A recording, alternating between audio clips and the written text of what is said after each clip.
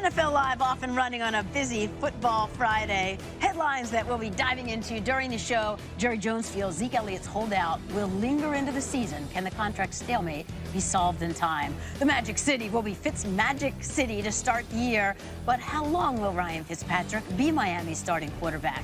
Plus, we're going to tell you what to read into the Patriots rolling out their top receivers in the preseason finale. Also, find out how soon before we see rookie quarterbacks Daniel Jones and Dwayne Haskins take over the starting reins in their respective cities. So welcome, the preseason is over, and the NFL will kick off season 100 in just 6 days. So lots to cover with Adam Schefter, Damian Woody, Mike Tannenbaum. I'm Susie Colber. Okay, guys, we've never done this before, but let's start with the Cowboys. After the preseason wrapped up last night, Jerry Jones said he expects Zeke Elliott's holdout to last into the season, suggesting the running back may miss more than just the opener. I'm operating as though right now he's going to miss regular season games. My entire expectation for what we're putting together as a team right now would anticipate with him holding out and not having the immediate training camp that he's going to miss preseason, that he's going to miss games. I just accept that. He can and won't miss them all. And we'll have, to the extent, and we need Zeke. We're a better team with Zeke. But we need to be able to win when we need to without players because of injury, suspension, or in this case, holdout. Jerry sounds fairly pessimistic. Is it really this bleak? Well, he's pessimistic today. Earlier in the week, he was hoping that he'd be back to the opener, and it seems like Jerry's tone changes each particular day. But the fact of the matter is, I think we all could agree that they have not made any significant progress in these talks and these negotiations to date. There seems to be something of a stalemate right now. Now, I think this is the kind of negotiation that shouldn't be that hard, and they could come to some consensus and resolution in a matter of hours, and it could change that quickly. And whenever it does happen, whether that's this week, next month, it will happen like that. It'll be quick and sudden. It will not be drawn out. But right now, Jerry Jones expects that Ezekiel Elliott will not be there for the opener and thinks there's a chance that he could miss more games than that. Before you jump in, can I just ask, because you talk to agents all the time and you sat with agents all the time, why can't they just be in a room? Is that about ego? Who asked for that? Why can't you say, season's here, let's get it done? Yeah, Mike. Yeah, exactly. Mike, why? You know, and Susie, I used to sit there like, oh my gosh, like my summer, I wasted so much time. Why couldn't we just do that? But Adam, I see this one differently. I think this one is hard. Look, objectively, you got Todd Gurley, you got Le'Veon Bell. Usually you say, here's the high, here's the low. I think Ezekiel Elliott's off-field behavior is a seminal moment as it relates to this negotiation, and here's why. The guaranteed money is something that's going to be a huge aspect of this. What I would tell the players, like, look, I will guarantee money if you have a football-related injury. However, because your behavior has been consistent in terms of there's been more than one off-the-field issue, we are going to give you the guaranteed money that Le'Veon Bell got. We're not going to give you the guaranteed money that Todd Gurley got, and that's why I believe this negotiation is a little bit more difficult than the regular one. I didn't say it was easy. I said that when they can solve it, I think it will be rather quick and rapid to solve it at that point in time. But the fact that it has gone on this long and that they're not close shows how difficult it is to get this particular deal done. But if you're doing DeMarcus Lawrence, you're doing Dak Prescott, you're doing Amari Cooper, again, there's ballparks, there's frameworks. In this case, to try to figure out what the guaranteed money is, and I've been in there, it's really hard. It's really hard because I'm telling the player that you've done a great job. We're a Super Bowl contender with you, but you have to share the risk because of your behavior off the field. And the reason DeMarcus Lawrence got done first and then Jalen Smith is they were exemplary players, not only on the field, but comported themselves the right way off the field. How about this? How about this? Who would you say is more important to the success of the Dallas Cowboys, Ezekiel Elliott or DeMarcus Lawrence? Simple question.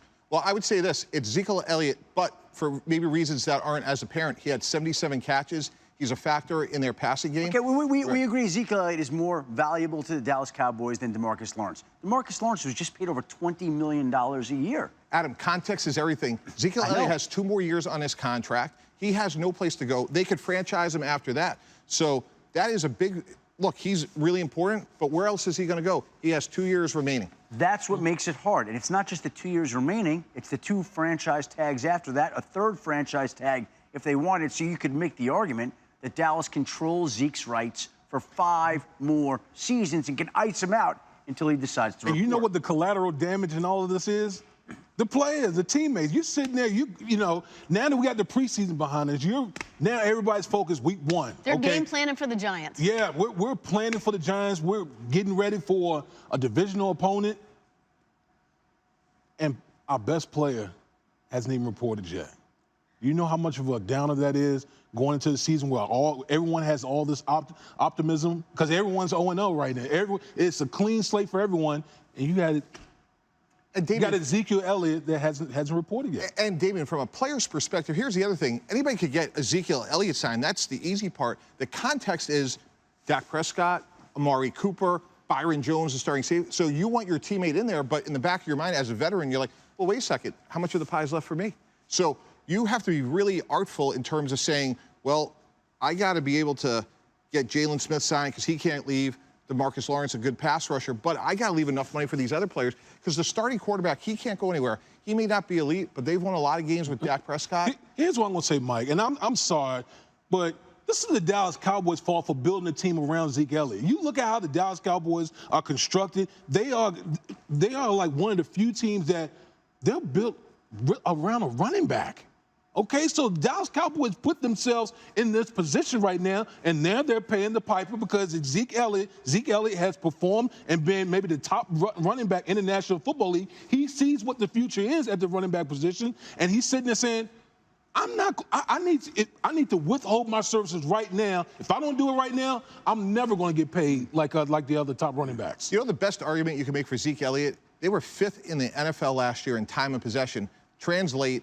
Look at their defense. They were a top 5 defense because they were never on the field. They were 22 in points scored, but Zeke Elliott kept their defense off the field. Bottom line, what's the 11th hour in this?